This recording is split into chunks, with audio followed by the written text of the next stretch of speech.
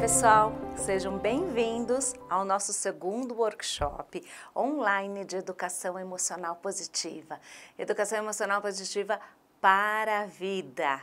É um imenso prazer compartilhar com vocês os conhecimentos que nos auxiliam na construção da nossa saúde emocional. Realmente eu estou bem feliz de estar aqui, fico muito feliz mesmo. E como eu sempre digo, né, vamos espalhar saúde emocional, porque é disso que o mundo está precisando e acho que você concorda comigo. Primeiramente, eu queria parabenizá-los, parabéns por vocês estarem aqui assistindo o nosso workshop. Isso me mostra que são profissionais interessados no assunto. Pelo número de inscritos, né, do nosso workshop, eu já tenho a certeza de que a gente já começou a se achar, né? Temos muita gente interessada e a gente já começou a se achar e um local de encontro, né, está sendo aqui o nosso workshop online, porque aqui, né, no nosso workshop online, eu pretendo ensinar mais ferramentas embasadas para auxiliar na prática clínica, na escola ou na empresa que você trabalha, as estratégias, as ferramentas para trabalharmos a saúde emocional. Porque é disso que estamos necessitando, né, gente? Compreender em como se colocar a teoria na prática. Eu acho que é disso que a gente está tão carente. Bem, para você que ainda não me conhece, eu vou me apresentar. Eu sou a Miriam Rodrigues, sou psicóloga, sou autora de 13 livros. Esses livros têm a temática de educação emocional, psicologia positiva e conceitualização cognitiva. Eu também sou a idealizadora do programa Educação Emocional Positiva, que é um programa psicoeducacional que trabalha as competências socioemocionais e as habilidades para o bem-estar, tanto em consultório como também em escolas, em instituições, empresas, para que você possa ter estratégias para trabalhar, né, em seu ambiente de trabalho. E para você que já me conhece e acompanha meu trabalho, eu continuo sendo a Miriam. Eu não mudei, eu continuo sendo a Miriam. Bem, brincadeira, gente, desculpa. Em todos os meus livros, vídeos, cursos, eu procuro apresentar atividades práticas para a gente trabalhar tanto na escola como no consultório particular, a educação emocional. Eu acho muito importante a gente ter estratégias, né? Porque eu sei do quanto estamos precisando ter recursos e de sabermos o que fazer para trabalharmos as necessidades dos nossos alunos e nossos pacientes. E foi assim que eu vislumbrei o programa de Educação Emocional Positiva. A Educação Emocional Positiva é um programa, tá, que reúne conceitos e atividades dos mais importantes teóricos da educação emocional, da terapia cognitiva, da psicologia positiva e da arte educação. Por que esses pilares? Porque era o que eu realmente percebia, o que funcionava no consultório e também em meu trabalho com grupos, né, de maneira preventiva. Então, por isso, esses pilares que compõem a educação emocional positiva. Só para vocês compreenderem um pouquinho, tá? A terapia cognitiva, ela tem como orientação nos auxiliar a pensar corretamente, de modo que a gente consiga diminuir nossas perturbações emocionais quando corrigimos os nossos pensamentos. Como eu explico para as minhas crianças e adolescentes, nós precisamos corrigir nossos pensamentos martelos e transformá-los em pensamentos joias. Mas não é só para criança não, tá, gente? A gente não ensina só as crianças a pensarem corretamente, a gente precisa também ensinar os adultos a pensarem de modo correto também, e é por isso que utilizamos a terapia cognitiva, todas as instruções que ela tem a nos oferecer. Bem, a psicologia positiva ela é um movimento científico que nos orienta em como podemos, por meio de ações intencionais, promover o lado saudável do ser humano. Já a educação emocional, tá, tem como premissa a gente perceber nossas emoções, nomeá-las, verbalizá-las e termos diante da emoção, não importando qual que seja, um comportamento construtivo. Parece fácil, mas é necessário ter várias atividades para a gente promover a educação emocional e auxiliar nossos pacientes e alunos a terem relações interpessoais mais saudáveis, né? E até mesmo nós mesmos, tá, gente? Precisamos aprender sobre isso, é fundamental para a nossa vida. A gente precisa ter esse aprendizado, tá? E por que arte e educação, né? Porque tem que ser prazeroso. Simples. A arte por si só já nos auxilia na educação emocional. Ela por si só também nos ajuda a corrigir pensamentos distorcidos. Ela por si só já nos auxilia a vivenciar emoções positivas. A arte e a educação é um excelente instrumento para que a gente possa vivenciar os aprendizados que a gente precisa ter para a vida. Então, esse é o nosso programa Educação Emocional Positiva. É um programa pensado por mim, uma psicóloga brasileira que realmente trabalha na prática com tudo aquilo que ensina. Eu aplico tanto no consultório, na escola, nas oficinas de pais, nas orientações de professores, nas oficinas com professores. Eu aplico tudo às atividades que eu ensino. Tá? É muito importante eu estar falando isso. E eu vou aprendendo também, né, que mais e mais, toda vez que eu ensino, isso é importante, que além de viajar bastante pelo Brasil, né, só para vocês entenderem, eu recebo aluno de todas as partes do país para os cursos que eu realizo. Então, por que eu estou falando isso, que trabalha na prática, que faz tudo isso, viaja pelo Brasil? Porque é importante a gente saber que é necessário fazermos as adaptações regionais, culturais, para que a nossa proposta possa fazer sentido para os participantes, sejam eles crianças, adolescentes ou adultos. Eu realmente acredito nessa proposta, né? Eu realmente ensino aquilo que eu aplico, tá? E a gente faz as adaptações culturais, porque precisa fazer realmente sentido para quem participa. Tá? E é muito gratificante para mim ver os frutos desse trabalho, tá? De coração. Eu sou chamada para apresentar em congressos, simpósios, congressos super importantes a educação emocional positiva. Me faltam até palavras para eu descrever o como eu me sinto ao ver o crescimento da educação emocional positiva pelo nosso país. É realmente muito gratificante, né? Aqui vai aparecer algumas fotinhas para vocês, né? Aqui são alguns momentos de lugares por onde eu passei. Durante esses anos, foram cerca de 1.400 profissionais capacitados em nosso programa e eu não sei fazer as contas, tá, de quantas pessoas já foram impactadas pelo nosso trabalho, tá? Eu não consigo mesmo, porque são profissionais da área da saúde, educação, RH, ou seja, foram muitas crianças, adolescentes, adultos que foram beneficiados pelas atividades propostas em nosso programa.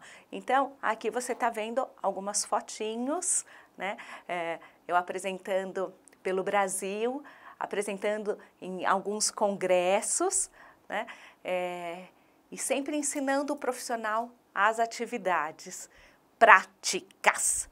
Eu estou sempre falando de atividades práticas, porque é disso que eu percebo que os profissionais têm sede, a gente tem sede, eu tenho sede de saber o que fazer, né? E é exatamente isso que nós vamos ver nesse workshop, tá? as atividades que são passíveis de serem executadas e que apresentam uma ótima resposta tanto dos pacientes como também de alunos na escola ou das oficinas de educação emocional positiva. Você que me conhece sabe que as atividades que eu sugiro, eu já falei da prática, né? Mas as atividades que eu sugiro, eu utilizo como ponto de referência a minha prática de 15 anos como psicóloga clínica e também da minha experiência em sala de aula com as aulas de educação emocional positiva que eu ministro na Wish School. Um beijo para os meus aluninhos, para os meus colegas lá da escola, né? Eu falo da minha experiência com os adolescentes, do trabalho que eu realizo também com as oficinas com adultos, né, seja as oficinas de pais, também seja as oficinas com os educadores. É muito importante sabermos do lugar onde nós falamos, tá? É importante termos esse ponto de referência que nos inspire em nossas atividades e posturas. É importante. Muitos dos exercícios propostos em meus livros e também dentro do programa são inspirados nas necessidades que meus pacientes, meus alunos, os profissionais que eu atendo, eles apresentam, tá? Claro que eu sempre busco o embasamento teórico, vocês podem ver em meus livros, tá? Eu sempre procuro embasamento teórico, pois é fundamental sabermos o que as pesquisas nos informam para que as nossas práticas sejam mais assertivas, tá? Mais eficazes. Para vocês que já leram os meus livros, sabem que eu procuro sempre traduzir em uma linguagem mais acessível o que nos informa a ciência e também em transformar em atividades prazerosas o que nos apontam os estudos. E para você que ainda não leu os meus livros, nenhum dos meus livros, eu os convido a começarem com o meu primeiro livro, o Educação Emocional Positiva, Saber Lidar com as Emoções. É uma importante lição que foi publicado pela editora Sinopsis. Assim, você já começa a compreender um pouco mais sobre o meu trabalho e também a importância de ensinarmos desde cedo as habilidades para o bem-estar, pois nós queremos educar para a vida. Educar para a vida, guarde isso, porque esse é o tema do nosso segundo workshop, Educação Emocional Positiva, educar para a vida. É fundamental, né? E para introduzir esse tema, eu gostaria de apresentar para vocês O Chamado.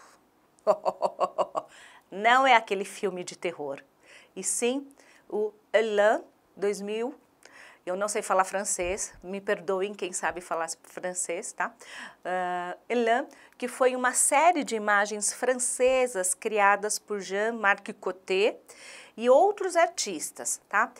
Eles tentavam imaginar como seria a vida no ano 2000. Quando eu era criança, eu e meus amigos, a gente ficava fazendo as contas para saber quantos anos a gente teria no ano 2000, pois essa virada de século trazia tantas expectativas de transformações que era meio que uma atmosfera cultural falar sobre como seria a vida no novo século. Enfim, essas imagens futuristas que eu vou mostrar para vocês foram criadas nos anos de 1899, 1900, 1901 e 1910 para cartões postais. Eu achei muito bacana, muito interessante e me fez refletir bastante sobre como era essa atmosfera cultural, né? O que eles pensavam de como seria o ano 2000. Deem uma olhada. Olha só. O que vocês enxergam aqui? Tá? Estão vendo? O que mudou? O que não mudou? Vocês conseguem perceber? Vejam bem, né? De novo, olha a imagem. Volta a imagem, tá? O que mudou? O que não mudou? Vocês conseguem perceber que existem coisas que mudaram e outras não? Vamos voltar novamente para as imagens. Nessa primeira, nós temos a ideia bem primitiva do que seria um submarino, tá? O que mudou? Mudou que hoje os submarinos são mais seguros e alcançam altas profundidades no mar sem a necessidade de estar amarrado a nenhuma baleia adestrada. Gente, desculpa. Eu fiquei até imaginando como que se conseguiria fazer a baleia ficar parada para todos os passageiros entrarem a bordo e depois fazê-la seguir na direção certa do destino. Isso mudou bastante, né? E não é assim, a gente não anda com baleia adestrada, tá? O que foi que não mudou? O que não mudou foi a necessidade de nos deslocarmos, tá? A necessidade de nos deslocarmos e de utilizarmos também transportes aquáticos como opção de deslocamento, utilizarmos nossos meios de transportes fluviais, tá? Mas era essa imagem que eles tinham de como iríamos nos transportar pelo meio aquático. Sério, gente, eu fiquei pensando, seria muito louco ter uma baleia adestrada, né? Veja bem, agora vamos para a figura 2, tá? Essa figura 2 é na escola. Como eles imaginavam que os alunos adquiririam conhecimento. Uma máquina de moer livros que fazia todo o conhecimento daquele livro ir diretamente para a cabeça dos jovens. Eles acertaram? É assim que fazemos para que o aluno adquira conhecimento? É assim que a gente adquire conhecimento? Não, né? Mas o que não mudou nessa imagem? O que não mudou é a necessidade de termos conhecimento, de construirmos conhecimento, de precisar de informações e de que os livros são excelentes fontes de embasamento para a gente construir o conhecimento, construir o nosso saber. Nós precisamos buscar em livros, em fontes confiáveis, as bases para o nosso conhecimento. Isso não mudou, isso continua até hoje, mas eu gostaria daquela máquina também, né?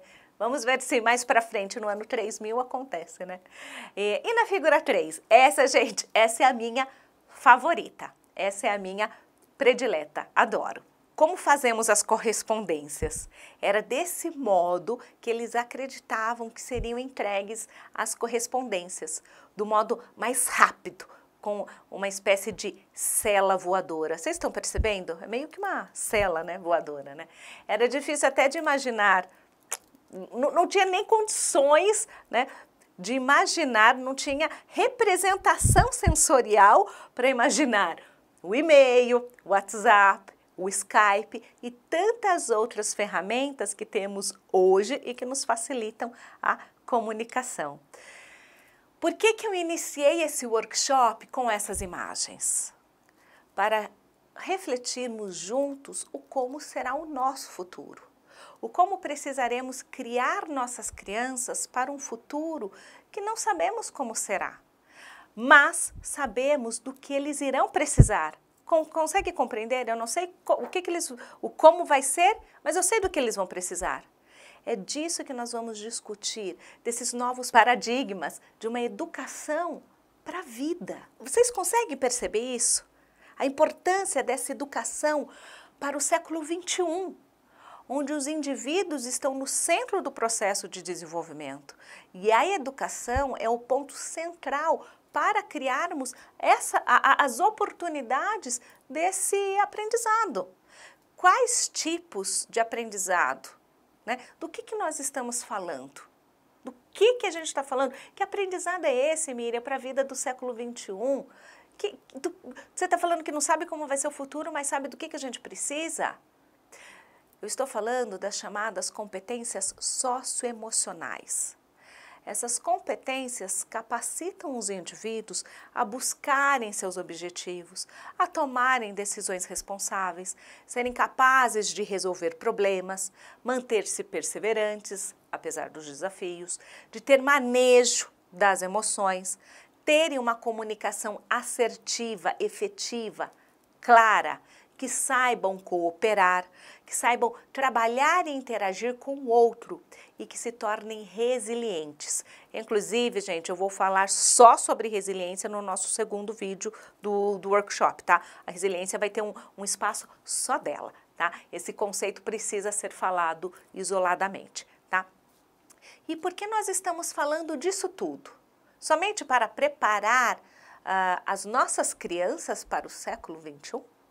Eu estou falando de tudo isso só pensando nas crianças? Não. Estou falando para pensarmos em todos nós, crianças, adolescentes, adultos.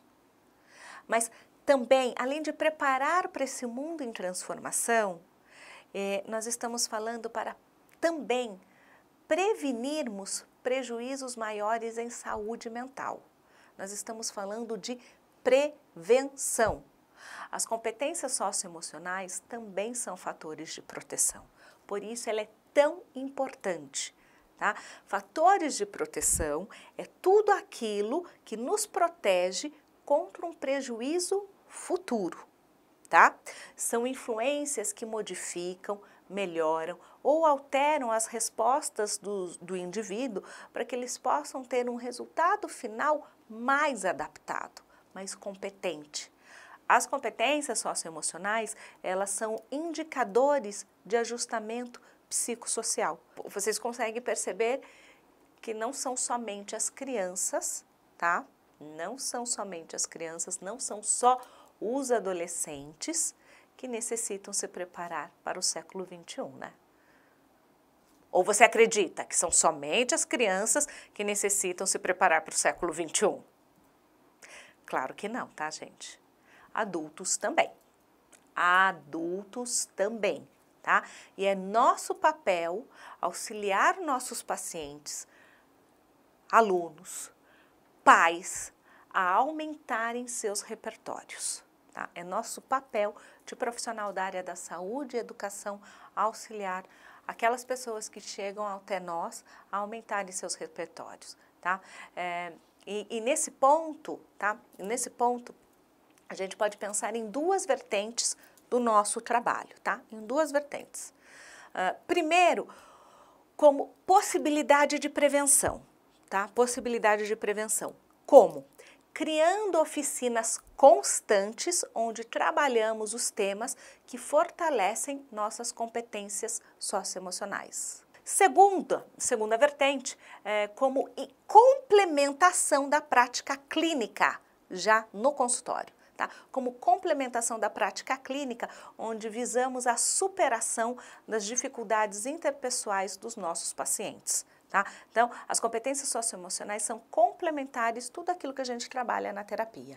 Então, aqui, hoje eu vou ensinar uma atividade que num primeiro momento parece ser bobinha. Ai, que bobinha! Mas ela é muito rica em sua profundidade. Ela é simples, mas ela é riquíssima na profundidade. Inclusive, ela faz parte do nosso e-book, Resolução de Problemas, Guia Prático. Essa atividade que eu vou ensinar para vocês é a mãozinha do autocontrole, tá? A mãozinha do autocontrole. Essa atividade nós fazemos tanto no consultório como também em escolas, com crianças, com os pais, com os educadores, tá? Então, primeiro, ó, vocês estão vendo aqui o cartaz da mãozinha do autocontrole. Vejam bem. Então, primeiro nós apresentamos o cartaz para os participantes e explicamos cada ensinamento de cada um dos dedos, tá? Então, vamos lá. O polegar, ele nos lembra que é errado machucar os outros, tá? É errado machucar os outros, seja fisicamente ou seja com palavras. O indicador, ele nos ensina a respirar profundamente 3 vezes.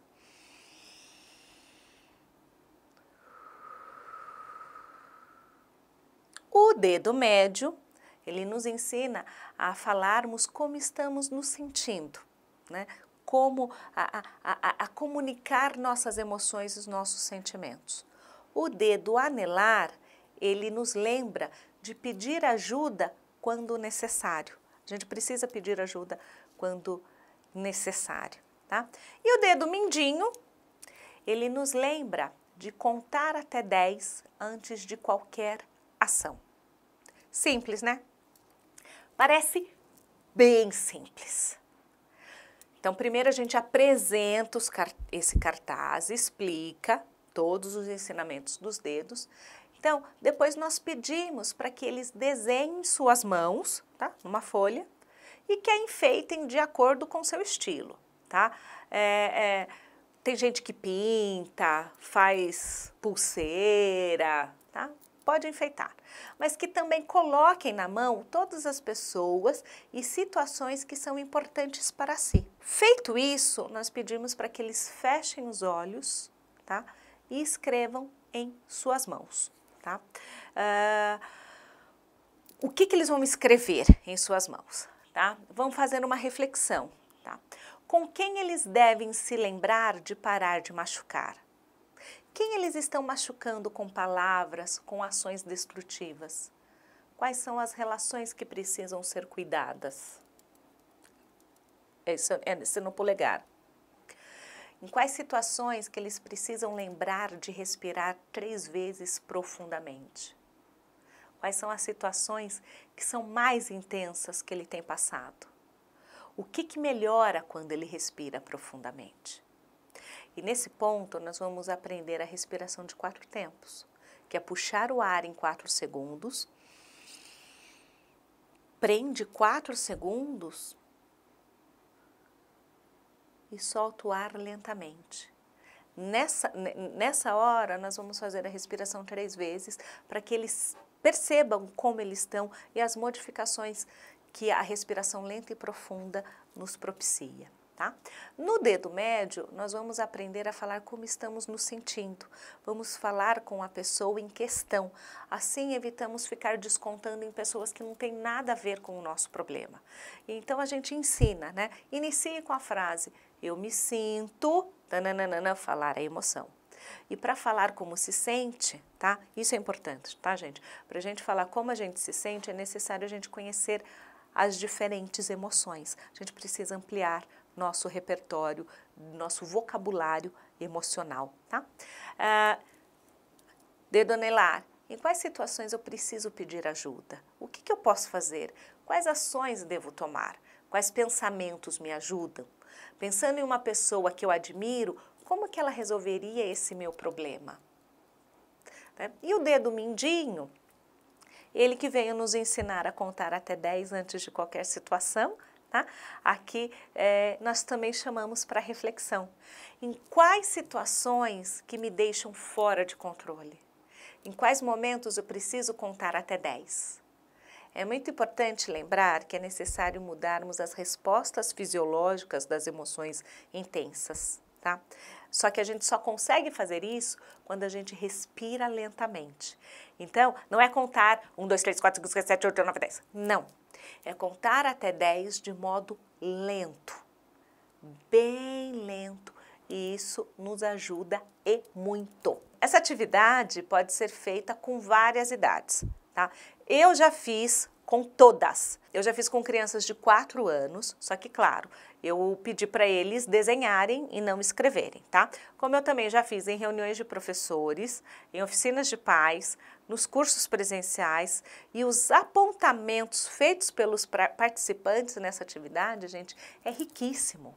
Olha só, parece num primeiro momento uma atividade tão simples, bobinha, gente, mas é riquíssimo. O que eles trazem, o que eles percebem, as conexões que eles fazem é riquíssima, tá?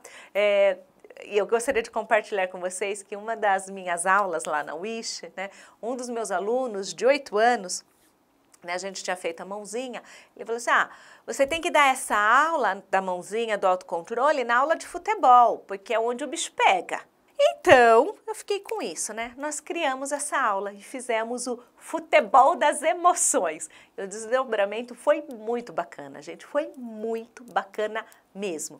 E aí, olha só que interessante, antes da aula, né, meu filho de 6 anos, ele me viu fazendo os cartões amarelo e vermelho, né, para o futebol.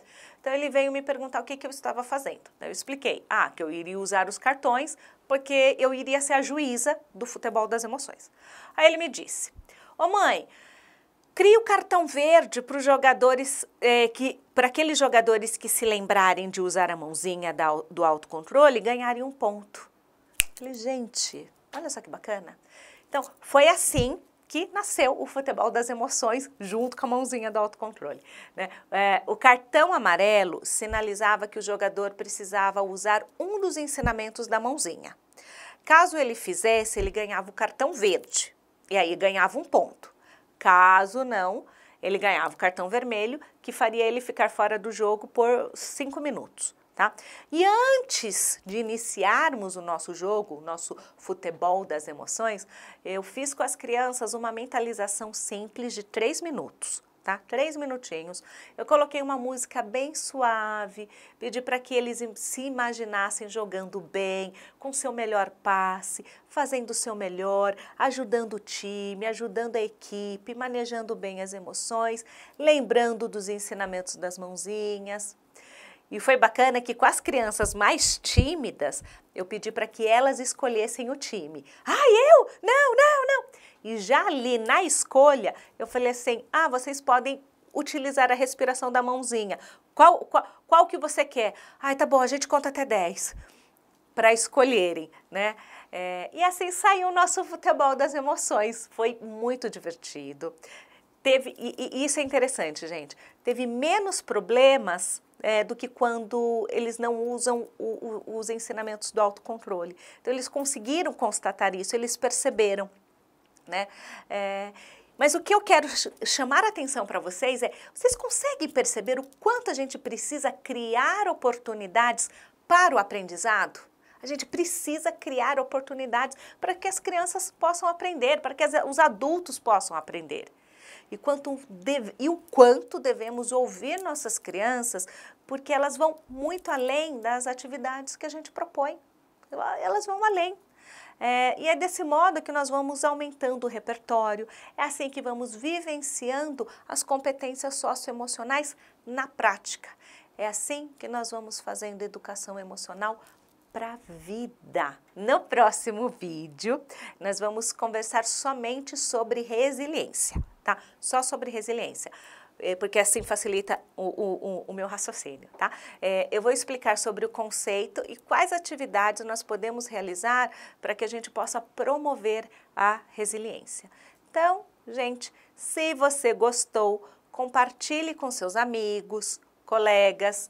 Aqui ao lado ou de baixo, não sei, tem um botão para você compartilhar no Facebook.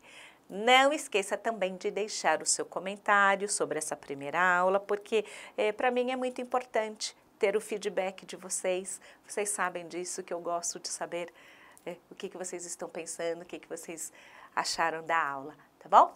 Então, espero por vocês no nosso próximo vídeo. Um grande beijo. Tchau, tchau.